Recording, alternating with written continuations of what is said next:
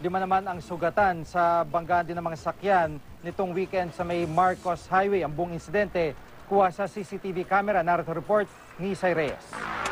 Sa CCTV video na ito, makikitang habang nag-aabang ang itim na kotse para makatawid sa intersection sa Marcos Highway, biglang sumulpot ang isang delivery truck. Sa bilis ng takbo ng truck, nahagip nito ang isang kotse. Umikot ito at tinamaan ang isa pang kotse. Ang truck naman, nawalan na ng balanse, napaliko pa kanan at nabangga ang isang van bago tuluyang tumagilid. Napaatras ang van sa lakas ng impact. Sa tabi ng truck, mayroon pa palang isang kotse. Mabuti na lang at nakausad ito agad at naiwasang mabagsakan ng truck. Mabilis po siya nang galing doon. So nangyari po, di na po niya napigilan ng pagpreno at nabangga niya yung kotse. At umikot po ito. Ayon sa driver ng truck, malayo pa, bumubusina na raw siya. Hindi na raw niya nakontrol ang manibela nang malapit na siya sa itim na kotse. Kahit na iniwasan niya ang sakyan, nawalan pa rin siya ng kontrol sa manibela. Tama lang po yung takbo ko, nasa mga 50 lang.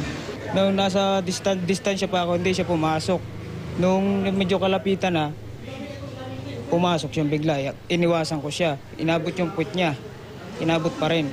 Nawalan na ng kontrol.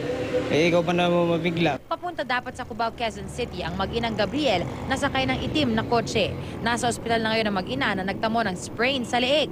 Ang tatlong sakay naman ng van, dinala rin sa ospital dahil sa mga natamong sugat sa binti.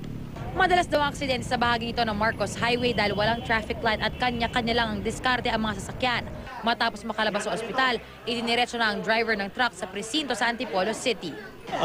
Kakasuhan namin siya ng reckless imprudence resulting in multiple damage to property with multiple physical injuries.